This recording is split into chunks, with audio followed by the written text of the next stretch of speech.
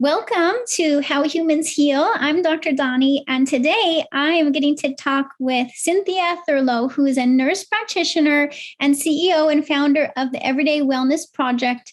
She has a TED Talk that has over 9.6 million views on the topic of intermittent fasting. And now she has her book that's just come out about intermittent fasting, how to do it, how to improve your health with intermittent fasting. Oh my gosh, Cynthia, thank you so much for joining me today. I'm so excited to tell everyone and share everyone about what you're up to.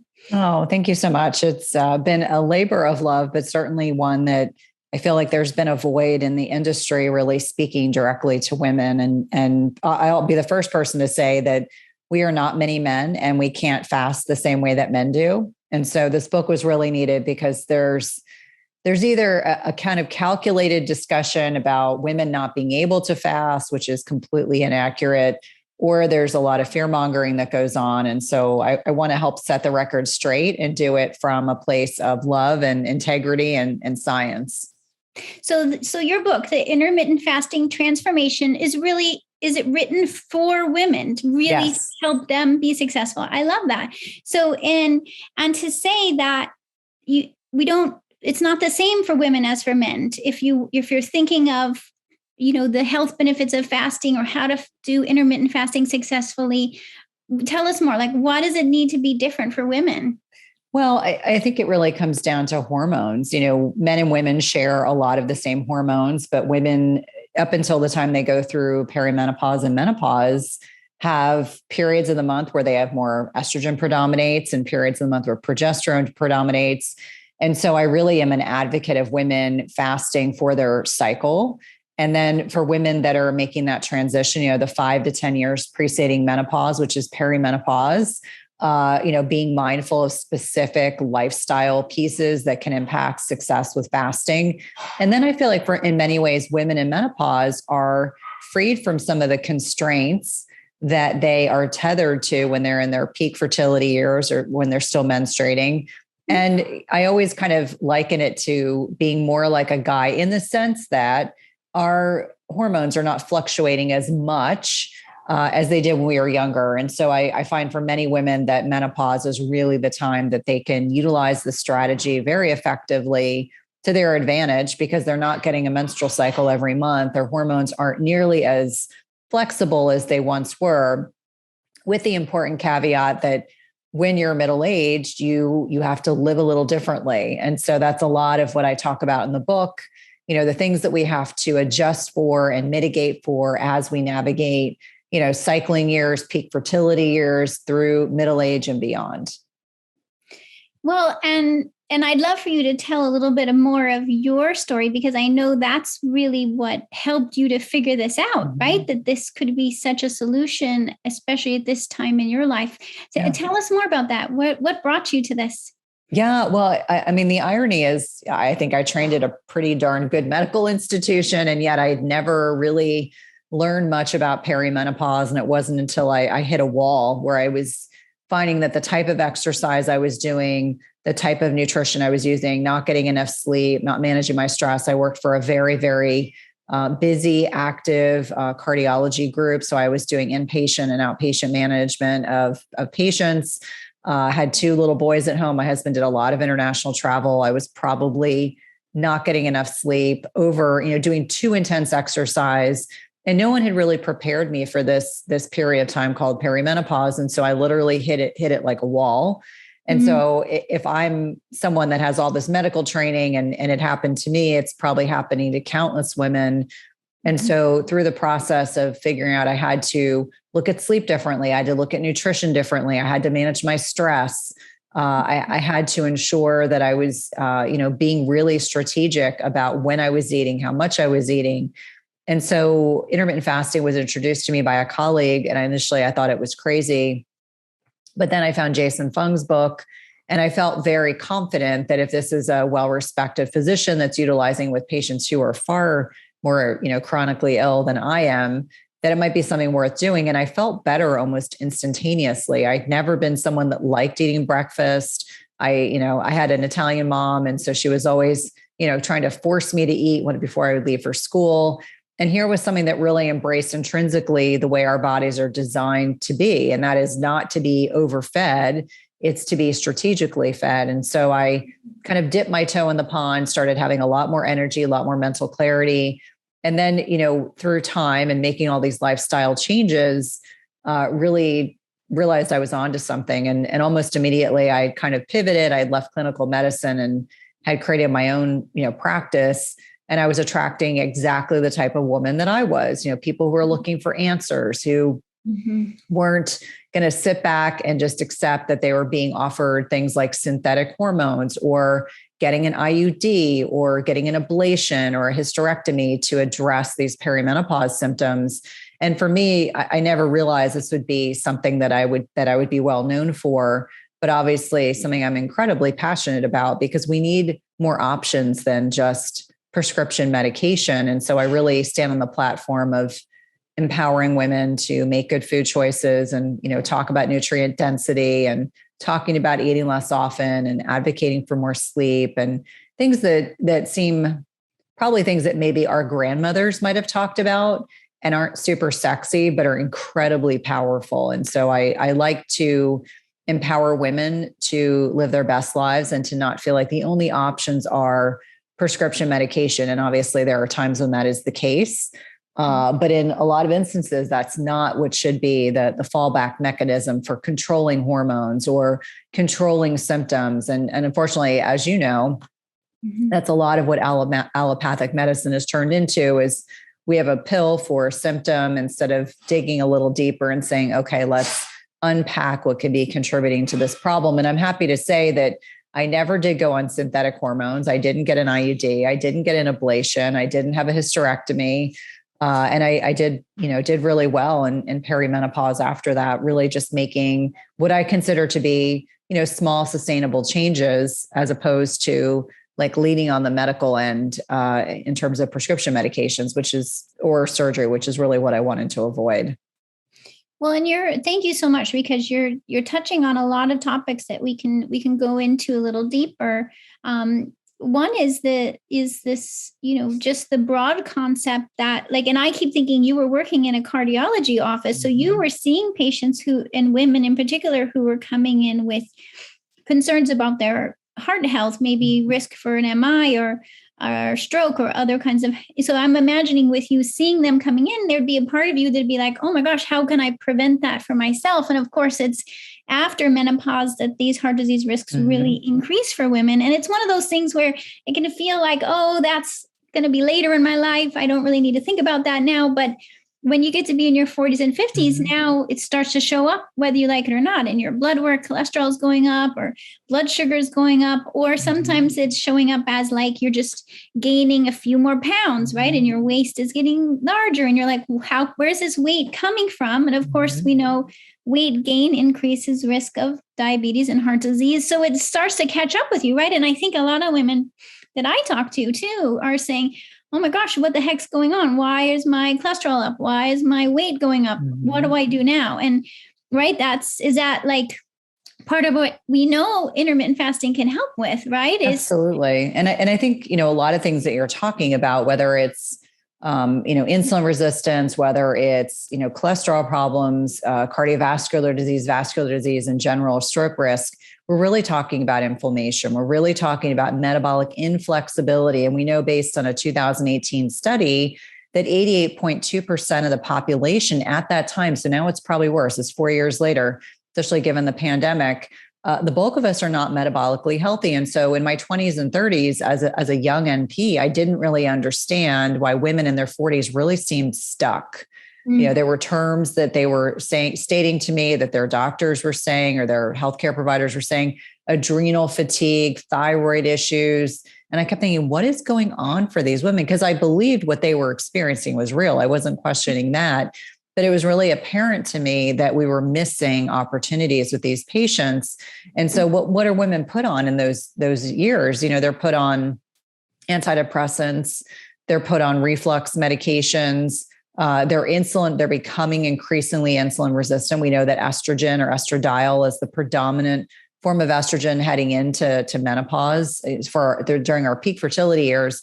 And as we're losing estrogen, we are becoming less insulin sensitive. And so I like to remind people that, it doesn't have to be that way. There are ways for us to kind of combat that, but a lot of the pain points show up as fatigue, insomnia. I call it the, crime scene period, very heavy menstrual cycles.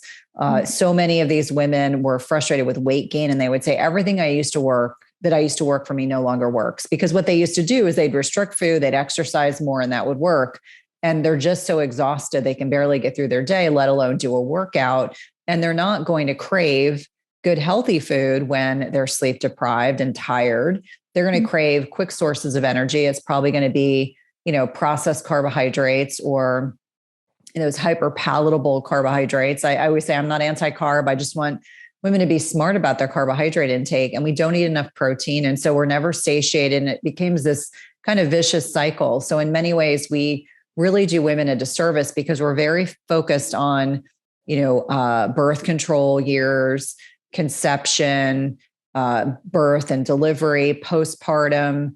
And then women in many ways are forgotten by modern kind of mainstream medicine. They become invisible. And I'm using a word that a lot of my patients use. They feel invisible. They feel underrepresented. And that's not a good place for women to be in, because if we spend nearly half of our lifetime in menopause, we have to be cognizant of the fact that, we're still very vital. We're still very vocal, but in many ways, we're a very ageist focused culture. And so women feel like their opinions don't matter as much, or they go to see their healthcare professional.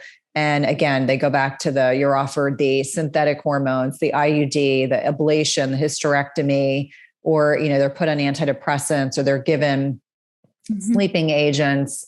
And I just think it creates this really slippery slope where people are just feeling wrecked. By the time they hit menopause, they just think that this can't be the way things are going to be for 20, 30 plus more years. And this is also the time in a woman's life where she probably has older children. They could be teenagers. Maybe they're going off to college. They've got parents that are aging. And so, in many ways, that sandwich generation, you don't really get a break. You're responsible for so much. You probably are more established in your occupation. You may be more established in your communities. And so we as women are caretakers, but who's taking care of us? And that was largely a lot of the impetus for really wanting to impact women's lives in a really profound and significant way, and do it in a sustainable way. Well, and I hear too, and I read this in your book, that it's sometimes we're led to think, oh, this is just normal. It's just normal to gain weight or to have less energy, or this is just part of getting old, and like you and I and so many women are like, we're not willing to accept that anymore. We're like, no, this is not normal. And this is not part of getting old. This is a chance to say, hey, what we were doing before, some of our quick fix, like you said, like exercise more, eat less. Some of these quick fixes that used to work, our bodies aren't able to flex and respond anymore. So now we need a different solution. And now, of course, we're going to talk more about the solution with intermittent fasting. But of course, it's not just for women in perimenopause. It can work at all different ages. Absolutely. But I think I'd love to just, point out that why you do what you do, helping women to successfully use intermittent fasting, is because it can help with so many different issues, right? I always love it when we can give something as a practitioner that can kind of multitask, right? Like it can help with solving metabolic issues. It can help with balancing hormones. It can help with preventing health issues. It's like, yay, we got this all in one thing we can do, right? Yeah. Well, and I think it's, I like to say that it's free and flexible, meaning, unlike a lot of other things that we're tethered to, whether it's maybe you're on medication for your thyroid, or maybe you've got a sleep apnea machine, this is something that allows you to have some degree of flexibility. But I also think on so many levels that we as providers really need to be learning strategies that can help our patients beyond just prescription medication. Let's be clear, there are times when you need to be on a prescription medication. There's no shame in that, but really thinking long-term, if we really want to impact more lives, we need to create opportunities where we can share information about nutrition and sleep quality and stress management and eating less often. Sometimes people don't like the word fasting. So I just say, okay, eat less often, really eat the way that our bodies are designed to thrive. These ancestral health perspectives where we're really reflecting on the fact that we would not be here as a species had it not been for the fact that our bodies could go through periods of feasting and fasting, periods where we had food accessibility and then we had food scarcity. And maybe you were eating bark and berries as opposed to eating meat. And so if we didn't have if our bodies weren't designed to be able to utilize different types of fuel sources, we would not have survived as a species. And so I always like to kind of point that out, that our bodies are not designed to be in a surplus all the time. That can be hugely problematic and contributes to the metabolic inflexibility problems that we're really seeing. And we could dive down an entire rabbit hole on that alone, what the modern day diet has done to our health, which is, in our lifetime. I don't know how old you are, Dr. Doni, but certainly if you look at research from the 60s and 70s, even if you look at photos, people looked a whole lot different. I mean, you just didn't see the amount of inflammation and insulin resistance and metabolic disorders that you're seeing now, and really reflect on what has contributed to that. Well, I'm right in your age group. I'm 49, and just as you described, my daughter's now in college, and and as a naturopathic doctor, I've been, knowing of all, nutrition from all of these years. This is what I do, but still it's interesting to be experiencing this time of my life, even with all of my knowledge and experience, and still observing those shifts. So I can definitely see where it's like, okay, yes, our bodies shift, and we need to be able to adapt and shift what we're feeding ourselves and how we're feeding ourselves to match up with the flux. And a thing is that I think we, like you were saying, there's these kind of like societal norms that make it seem like our bodies are not supposed to change, but of course our bodies change. We're human bodies. We're not machines or robots. And we're meant to think, I think there were reasons why as a trained nutritionist, I'm sure there were reasons why these dietary guidelines were created to try to help people get healthy food. But whenever you put out a dietary guideline, you run the risk of kind of overshooting or overdoing it. And I think that may be part of what happened. It's also that food is so available now, right? Like we can get food at any time of day or night. And so then we'll eat. Like I think for a lot of people, and I'm curious with you and your clients, what you see as the most common shift that people experience when they start intermittent fasting. I mean, I kind of wonder, for me, it would be not eating in the evening, because I tend to, have a lot on my to-do list. And so like after dinner, I still have work to do. And so then I'm like, oh, I'm going to eat again. I'm going to have a snack or whatever. So I'm eating in the evening, which then I'm going to sleep, and I'm not eating when I'm sleeping, but then I'm eating when I, say when I wake up in the morning. And it shortens my overnight fast because I'm eating in the evening. Do you find that is common for people? It is. I mean, I think a lot of people have gotten into the habit of snacking, whether it's in between meals or in the evening out of boredom. You mentioned you work in the evening, and I definitely do as well, especially as we're heading into this book launch. And so I think it's the recognition of acknowledging, like, am I really hungry? And so normally I'm wearing a continuous glucose monitor. So if I'm feeling bored / possibly hungry, I'll check my blood sugar. And if it's in the 70s, I'm like, okay, I may legitimately be hungry and need something. But if my blood sugar is in the 90s, low 100s, I'm still digesting a previous meal, I'm like, I don't need food. Like maybe what I need to do is take a walk. And so I'm a big proponent of, aligning our food intake along with our chronobiology. And so not eating within 3 to 4 hours of bedtime. It's interesting. My husband and I were away on a trip in September, and just by virtue of where we stayed, they tended to serve, everyone's meals were kind of served at the same time. And so it was like 7:30, 8 o'clock at night. And finally on the second night, we had to have a conversation just to say, listen, is there any possibility we can eat earlier? Like, we don't like to go to bed full. Like I was going to bed full. my blood sugar was off. I didn't feel good. And so it's the acknowledgement of really honoring, I'd really try in the winter to really eat when it's light outside and to close my feeding window earlier. So more often than not, I will sit with my family when they're eating dinner. I may have already finished eating. My kids at this point, they're so used to me fasting. It's not a big deal. But with the understanding that if we're aligned with the chronobiology, so this kind of intrinsic internal clock, and we have this internal clock, not just in our brains, but throughout our body, that I've noticed that my digestion's better, I sleep better. And so really wanting to honor that as much as possible. But I do find evening snacking is very common, especially for women. A lot of it's out of boredom.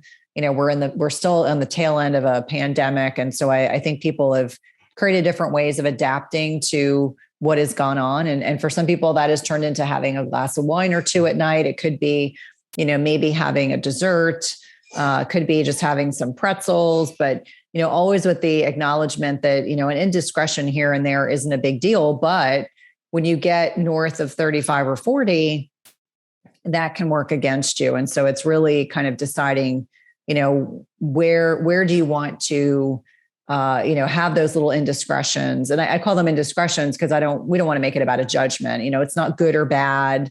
It's not, good or evil. I mean, that's really, we don't want to assign it to that. It's just the acknowledgement that maybe I didn't eat enough food that day. Maybe that's like, if I'm intuitively tapped into what's going on for me in my body, maybe I just didn't eat enough food. And that's why I'm craving something in the evening, or maybe I'm stressed. And what I really need to do is go take a walk or get on the treadmill for 15 minutes. Or maybe I'm just bored and I need to go to bed. So really kind of checking in intuitively with your body. And I find 90% of the time I'm not hungry. It's just, I'm one of the above. I'm bored. I'm stressed. I need to go take a walk. My dogs have gotten more walks than they probably ever wanted to have during the course of the pandemic, because some days you can't do anything else other than take a walk outside, and that's okay. Something a lot of people don't know is that too much stress can actually create an abundance of health problems like high blood pressure, high blood sugar, anxiety, migraines, insomnia, even fertility issues. This is because high stress puts your adrenal glands on overload. They release cortisol and adrenaline, which controls your digestion, hormones, immune system, energy, focus, and even your emotional response. So how can you beat stress when you don't know where to start? That's why we have a free 7-day stress reset program. It's designed to help support weight loss, digestive healing, and hormone balancing. It includes support for integrating self-care. Daily tips come to you by email and video, gluten-free, dairy-free meal plans, as well as grocery shopping lists, journal pages, and more. This free program will help you beat stress and put you on the path to wholeness in your body. Get your plan now for free at drdoni.com. Yeah. And it's I love that, just to, when we're so quick to reach for food, if we could just take a second and stop and be like, okay, what do I really need right now? And you mentioned the continuous glucose monitors, which I've seen be really helpful as well. And so I just want to let people know who haven't heard of that before, how you can, because of course you can always poke your finger and check your fasting glucose, but these continuous monitors, you can stick on your body and it gives you a feed. Tell us more about that, how you use them. Yeah, I think continuous glucose monitors, and it's an important distinction to state that right now, the only way they're covered by insurance is if you're insulin resistant or diabetic, which I think is a crime. I'm very outspoken about this. I think having a continuous glucose monitor, even if you only have one for a month or two, is one of the most impactful biohacking gadgets you can possess, because each one of us as bio individuals, we may react differently to certain types of foods. I know personally, I love plantains. I tend to be low carb, not necessarily ketogenic, but I love plantains. Well, plantains don't like me at all. And so it's only with the experimentation of trying different types of carbohydrates, different portions of healthy fats with protein to find out what works best for my body. And so for a lot of people, they don't know until they wear a continuous glucose monitor, what's their body's response to a certain meal or a certain macronutrient, protein, fat, and carbohydrates. And so for me, I am very specific when I'm working with women that I don't want their blood sugar to go up by more than 20 points after eating a meal, because that can be a sign they've had too many carbohydrates. And this is what's important. And I'm not anti-carb. I want to be really clear about that. I want people to consume smart carbs, the right carbs.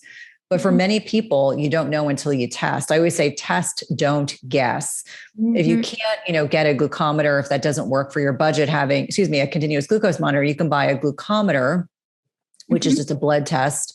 You can prick your finger. A lot of people would rather just have the continuous glucose monitor on for 14 days and have it do its magic and then be able to download the data. But I'm also cognizant of the fact that I think being aware of what your blood sugar is doing can be hugely influential. You can look at the impact of stress, poor sleep. We were traveling during Christmas and it was actually kind of stressful coming back from the last place we went in Costa Rica, and we had to take a boat and then a small plane and then 2 commercial flights. And trying to make all of those stops along the way, I looked at my continuous glucose monitor and I was shocked. My blood sugar normally is in the 70s and 80s. It was over 100, probably related to the fact that with your stress levels, you secrete some cortisol. That will increase, gluconeogenesis. So you'll get some blood sugar bump. But I acknowledged it for what it was. But I think that the continuous glucose monitor can be very, very helpful. I find a lot of people don't even know they're insulin resistant because they're not getting the right labs checked at their healthcare provider. In addition to a continuous glucose monitor, I like knowing what their fasting insulin is. This is oftentimes the very first biomarker that will become dysregulated as we are getting closer to insulin resistance. And if you're a perimenopausal woman or menopausal woman, that loss of estrogen is this, insulin sensitizing hormone. And so I remind people that can also contribute as well as, leptin resistance. So insulin resistance, leptin resistance, the lack of satiety, all of these things can impact our ability to manage and mitigate our blood sugar and help or make more challenging managing our blood sugar. But I do feel like a CGM or a glucometer is a must-have for nearly everyone. I find for a lot of people, they're surprised whether it's their blood sugar spikes with squash or sweet potato or rice. This is why I don't eat a lot of grains, because I just find that I just don't do well with them. And I jokingly say, it doesn't matter if it's an eighth of a cup of rice or a cup of rice, the same thing happens to my blood sugar. And this is in someone that's metabolically healthy. And so if the bulk of us are not metabolically healthy and we're having carbohydrate-laden meals, we're really doing a detriment and a disservice to ourselves. So kind of restructuring our macros and being aware, as hard as it is to admit to ourselves that maybe something we love it does not serve us well, finding alternatives, finding other options that are available so that we can ensure that we're remaining as metabolically flexible as possible. Well, and what really strikes me is this being able to connect with yourself and your body. Like, I think so much of the time we're running through life, as you described, busy parents and working and all the things we're doing. And we are just eating without kind of realizing what is our body going to do with it? How is it going to affect our blood sugar? And sometimes you can get a feeling for how your blood sugar is fluctuating when it makes you feel awful, like if it makes you feel, tired or anxious or grumpy. But to have a monitor tell you, then you actually have some numbers and you can actually go, oh, this is what's happening inside my body. I remember we had to do that when I was in my nutrition training way back when, and it still sticks with me. It's so instrumental of just seeing, oh, this is how my body responds to my food. Yeah. And to see then that can, it also shows me that your approach with your intermittent fasting transformation is just as much about how you feed yourself as it is about how you don't feed yourself, when not to feed yourself. Because I want to point out that the key with intermittent fasting is that when we have a certain number of hours of not having food coming in is when there's actually some really good signals to turn on. And my way of thinking of it is kind of this, at least a 12-hour mark. Do you go by that? Like, it's like if you hit 12 hours of not eating, then the good stuff starts happening? Or talk us through that. Yeah. So I think, this is one of the common misnomers. I always say eating less often is important. And it might be people that are starting with a standard American diet that are couch potatoes. Maybe they're doing 12 hours because they really don't go more than a couple hours without eating, because they're eating breakfast early and they're snacking into the evening. So 12 hours will give you digestive rest. I think as we're getting closer to 16 hours fast, we're going to see more and more benefits. But we know, and this is where there's a lot of granularity. There are people that want to say, well, this study says at 18 hours, this is when we see this. And I always say, well, I like to look at it as good, better, best. Good is 12 hours, better is 14 to 16. Depending on the individual, depending on where you are in your menstrual cycle, depending on where you are you going through a lot of stress? Are you going through a move? Are you going through a divorce? Maybe adding on longer bouts of fasting is not going to be beneficial. So it's all about this balance. So I think when people are again, knowing like where from my body is, what is the right timing of eating and what's the right timing of not eating, right? Like it has to be individualized. Absolutely. And I know, like, I'll give you an example. Days I lift weights, I break my fast earlier because I'm just that much more hungry. And, really talking to women about insulin sensitivity, one of those things can be influenced by the amount of muscle mass you have. So think of your muscles as glucose reservoirs. We want to maintain muscle as we get older. That's another reason why we become more prone to insulin resistance, is that we have less muscle mass and therefore we become less metabolically flexible. But I don't want anyone that's listening to think that they're still not doing benefit if they're at a starting point, if they do 12 or 13 hours. We have to start from somewhere. And obviously in the very beginning, I think for me, 14 hours was always easy. That was like breathing. But, the first time I did 15 hours seemed like a lot because I was very fixated on the fact that my stomach was growling. Maybe 16 hours seemed arduous. And then, over several weeks, as your body becomes more accustomed to eating less often, you will find that your hunger cues will become less and less. And that's always the part of that, beginners, really thinking about it from the perspective that, at the very beginning, it's going to be harder. Anything we do with lifestyle changes, it's going to be harder up front as it becomes something that we're doing more consistently. But by the same token, depending on what your goals are, you may want to do some longer fasts. And I do find for people that are really struggling with weight loss, who have a lot of weight to lose, they have plenty of stored energy to be able to do longer fasts. But in the interim, giving themselves grace, acknowledging that, slow and steady wins. Gosh, I have a wonderful cardiologist friend. He used to always say that to me when we would talk about patients that they wanted instant gratification. And unfortunately, that's the type of culture that we live in. But I always remind people, like, slow and steady wins. You don't want to lose 20 pounds in a month because that's not going to be sustainable. 1 to 2 pounds a week is what we expect. I'm always humbled / surprised when women will say, oh my gosh, I've been trying to do this diet and that diet. And all of a sudden, all I needed to do was eat less often. I didn't even have to change what I was eating. And so I think that it can be a particularly powerful strategy to utilize, but obviously one that each person needs to do it a little bit differently, and that's okay. Because there's also such a thing as too much, and again, it's hard to say what is too much because it's different for everybody, right? Yeah. Like you just have to know for yourself, like, okay, at what point is that fast too long for you in this moment in time, right? It might be different now than in 3 months from now. Yep. Well, and I think our body gives us cues. It's just depending on, are we paying attention? And so there are always cues that our body will provide us with that will let us know, like, that was a little too long. Really checking in, like, how's your sleep? What's your stress like? Did you over-exercise? Did you not get enough food in your feeding window? All things that can definitely impact your success with fasting, and really just being honest with yourself. It's not sexy to say, did I not get enough sleep? Is my stress out of control? I always say that, women in perimenopause and menopause are particularly susceptible to, a hospitalization, a divorce, a big move, those kind of catastrophic, life-changing things that can happen to us.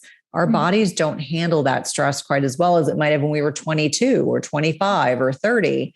And it's not a derogatory comment. It's just the recognition that in each stage of life, we have to be mindful of where we are. And this is what you do in your book, but also in your program, where you're guiding people. How do you, and I know you do it in a step-by-step way. It's not like you're just diving in day one with a 18-hour fast, right? You talk us through, like, what have you found that, this systematic way of getting into it?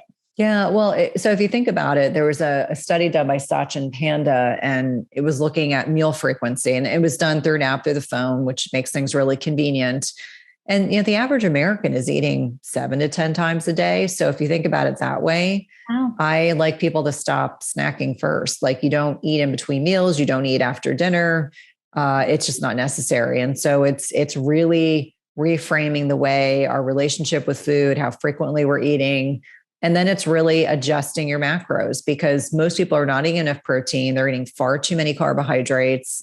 They're, eating the wrong types of fats. I don't know if you know this, but the average American, the fat that is consumed the most in the United States is soybean oil. So if you want to talk about, an ingredient that everyone listening should avoid, seed oil. So soybean oil, canola, cottonseed, sunflower, safflower, they're in most foods when you go to the grocery Even store. the healthy foods they stick in there. I'm like, what is that doing in there? I know. And I always say, like, if you do nothing else, you just read food labels and avoid seed oils, that's automatically going to make you healthier than most of the population. And why seed oils are important to understand is that they're very inflammatory. They're oftentimes rancid. They're a byproduct of the processed food industry. And if you don't believe me, go to YouTube and Google how canola oil is produced. It's disgusting. And yet we're consuming these adulterated oils. And we know they change things down to a cellular level. They disrupt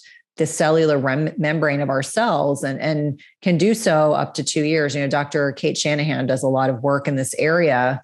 And, the more I understand about seed oils, I always say, if you can't do anything else, stop snacking, adjust your macros, and avoid seed oils. And if you do that, automatically you're a healthier person. But the sad thing is that most of the United States, when you go to a restaurant, you're probably getting seed oils either in your salad dressing. Sometimes they spray it like on the grill when they're cooking meat. So you really have to be a detective, and there's no shame in asking when you go to a restaurant. And I love when they say olive oil blend, because that to me is just another indication that you're probably getting some seed oils. Maybe it's all seed oil with like 1% olive oil, but the seed oils are pretty inexpensive, which is why they proliferate in the restaurant industry and the processed food industry too. So it begins with just like cleaning up your diet, so to speak, and kind of like cleaning up your blood sugar levels. And then you can start to go, okay, now let's see if we can space it out a little bit. And I really resonate with this. And, my interest in adrenals and cortisol and adrenaline response. And I see so often that by the time a person is experiencing the symptoms we're talking about, they likely have some adrenal imbalances. And I know that's something you help people with too, so it's like being able to look at the adrenals and help your adrenals heal in this process, right? So that you can then be keeping your adrenals healthy while you continue on. Talk about that a little bit, if you don't mind. Yeah, no. And I think it's almost like that seesaw effect, that our hormones are trying desperately to stay balanced. As we transition from perimenopause into menopause, our ovaries are not producing as much progesterone, which puts a strain on the adrenals. So we don't manage stress, and we don't mitigate stress as well. We don't sleep as well, because progesterone tends to be a more sedating kind of mellow hormone. And so from my perspective, I find on so many levels that we have to do calculated tasks every single day to support our adrenals. It could be as simple as you get up in the morning, you get sunlight exposure. I'm laughing because it snowed most of today, but now the sun's out. So in terms of timing, but that can help support their circadian rhythm, managing your stress, getting yourself out of this sympathetic dominant fight or flight response. So things that honor the parasympathetic, the rest and repose side. So whether it's meditation, connection with nature, grounding, a little hard right now with snow, really thinking about, alternate breathing through your nostrils. I'm reading Breath for the second time. I'm getting ready to interview the author. And it's really impressed upon me how important that breathing, the breath, how important it is for, honoring and supporting our bodies, not eating at night, not eating the wrong types of foods, making sure that you're not sitting down with a bowl of popcorn or a bowl of ice cream right before bed. It's like the worst thing you could do for your body.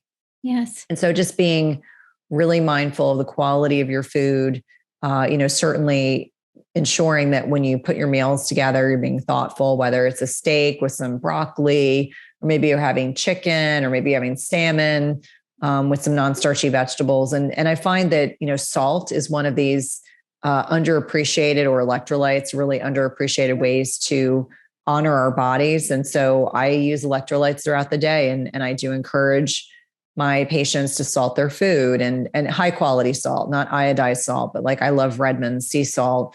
In fact, I carry a little thing of Redmond sea salt because I think the statistic I read was that 30% of us, we need 30% more salt or sodium than we realize. And so if we're stressed, we lose more electrolytes, and whether it's with sodium and potassium and magnesium, really being mindful. So those are the things I really think about. Working in cardiology, as you can probably imagine, I got very, very savvy with electrolytes. And so there's all sorts of tricks that I have to manage low magnesium and managing sodium. I always say when you're craving like chips or craving something salty, it's probably that your adrenals are kind of screaming, like, help, support me. I need more support. I'm drowning. I'm sending out the SOS.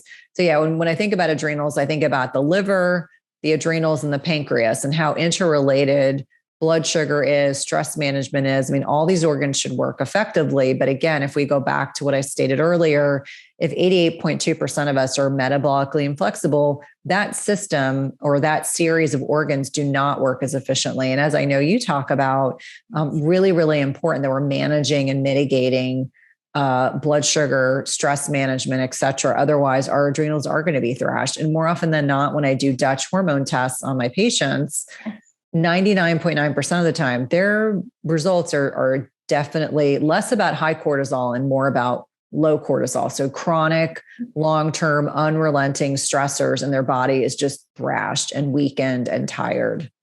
Which again is why, I agree with you. Let's test and not guess. Let's not assume it's high cortisol. It might end up being low cortisol. And I love in your book how you talk through the phases of going into this intermittent fasting transformation, but also you give meal plans and recipes, like here's how to do it. And so I want to really encourage everyone who's listening and interested and wanting to learn more to definitely get your book and learn about your program, this IF45, you call it. Why do you call it that? Well, it's funny. So in 2019, I did a TED Talk after a 13-day hospitalization. And I did the talk for two reasons. One, I wanted to show my kids that I was okay. Mm-hmm. And number two, I felt really, because they had asked me to do a talk focused on women. So I talked about fasting in women. And so obviously from that, the talk went viral. And pretty quickly, my team and I realized we had to create a program, a program to meet the needs of people that were trying to figure out who's this person. And so initially it started off as a 60-day program. And I just found that 60 days was too long. And so 45 days seemed to be the right amount of time to be able to teach someone how to fast, to do it effectively, to learn the best practices. This is something I really stress, best practices, and be able to, have it become a sustainable long-term strategy. And so that's where the 45 days kind of came from. And then IF45 was just my way of talking about the program. And so as I was writing the book, I kept saying it needs to be part of the book. And so if you look at the cover, it's actually got a little circle that says IF45, but I'm proud of the fact that I think it's a unique program. I don't think there's anything else that's out there that's like it. And it's certainly the only program I'm aware of that's specific just for women, that really honors what makes us unique, takes into account women at different stages, whether you're at peak fertile years versus perimenopause versus menopause.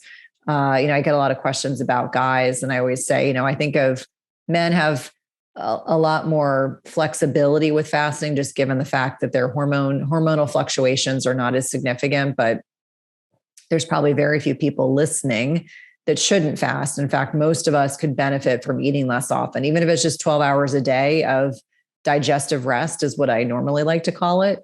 I think that can be hugely impactful, but that's where the name came from, just really out of necessity. I love it. And if for people to find out more from you, I definitely know you're on social media and you have your website, which is your name, right? The CynthiaThurlow.com. Yes. And a podcast, Everyday Wellness, that you've been a guest on. And I know my listeners loved hearing about how to manage stress and the impact of stress on our bodies. And certainly the past 2 years has tested everyone for sure in terms of where their resiliency lies. That's so true. And that's why I'm so glad that they now have your book to help guide them. Like, how do we get our bodies back, our minds back, our life back on track, right? Just by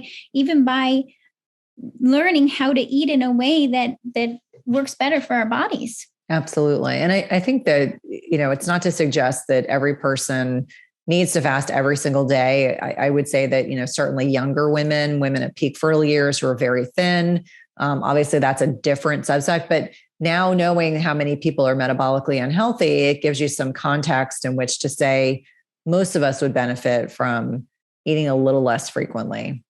Even sometimes you just have to kind of let that sit a little bit and just kind of, right? Like just kind of let that sink into your mind and be like, okay, is there times when I could eat a little bit less? Or like you said earlier, maybe there's just something else that I need to go to bed. Maybe I need to go for a walk, like just checking in and be like, hey, maybe I don't really need to eat again right now, even though I'm craving something, right? Because these cravings get ahead of us.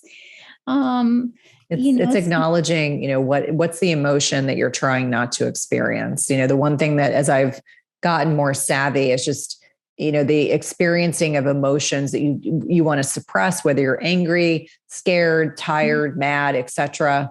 It's just, what is the sensation you're uncomfortable with in your body, and what's the way that you're manifesting? I tend to be an exerciser. So if I'm stressed, oftentimes just taking a 5 or 10 minute walk, listening to an audiobook or a podcast can be hugely impactful. And so I think it's really just the acknowledgement of what is your body trying to tell you? Because I think in so many ways we numb ourselves, whether it's with alcohol or food or other types of substances that are out there. People are very prone to not feeling uncomfortable feelings. It's really what it comes down to. I know we share a friend, Dr. Joan Rosenberg, and she talks a lot about this. Obviously, she's the expert. Yes. But definitely her book has influenced, a lot of discussions with clients just to say, let's reflect on what you might not be wanting to experience, because that could be why you're wanting that 2 or 3 glasses of wine at night. And certainly if you're a woman in perimenopause or menopause, kind of the standard refrain is, I'm noticing, and myself included, less and less of us are drinking because we're finding that's going to precipitate a hot flash, or it's going to impact our sleep quality. And so really making the best choices for us. No judgment, just finding what choice would be best served for you and your life circumstances. I love that. And I think that unconditionality is so important, how to be more gentle with ourselves and understanding and forgiving, and come at it more from a perspective of, okay, from a place of loving and accepting myself, what do I choose from here? What do I want to choose now? Exactly. And I think that reframing is so important. Unfortunately, I feel as if many people just don't want to feel sad. They don't want to be mad. They just want to continue to suppress and push down and extinguish the feelings that make them really uncomfortable. And I would really encourage people to kind of lean into that. It doesn't mean that you have to jump off the cliff. It's just lean into whatever it is that you're experiencing. If it's something you feel fearful about, or something you're uncomfortable about, just get it out. I always say it's almost like a frog. If you get the frog out and you can at least talk about it, oftentimes it's not nearly as bad as you think it is in your brain. It's just, it needs to be stated so that you can work through it. And ultimately, if we're just numbing out, even just with food and eating, then it's ending up causing other health issues. So it's not really helping us escape, right? So we start to go, oh my gosh, I'm just feeling worse and worse. And if you hit that point where you're just like, enough already, I have years of my life and passion for things that I want to do. I got to feel good doing it. And I could imagine that's the person who's going to, reach out to you or want to read your book and be like, okay, what do I do to turn this around and get on the path of feeling good and doing what I really want to be doing? Absolutely. Well, I think there's always hope. That's one thing that I think is really important, despite what everyone has been through over the last, 2 years, there's always hope. There's always something that we can do to, shift our mindset, shift our perspective, shift our health in the right direction. I'm not a believer that anything is necessarily permanent, but I do think that you can be diagnosed with a metabolic disorder and you can turn things around. I mean, how many people I see on social media that were inspired by a talk and are now off of their blood pressure medicines. They're not taking diabetes medications. Nothing makes me more happy and thrilled is when people take inspired action. And, it could start off slowly. It could just be stop snacking. And then next thing you do, maybe you go to bed a little earlier. And then it has this snowball effect as you make all these small, sustainable, changes. It can improve your health enormously. I love it. Oh my gosh, Cynthia, thank you so much for joining me and talking all of this through today. And thank you for your amazing book. What a resource for everyone to turn to when they're trying to solve their health and figure this out. So thank you again so much. Yeah, thank you for having me. It's been a pleasure. Thanks for listening to How Humans Heal. If you liked this episode, leave a rating and a review. And for more resources, visit drdoni.com.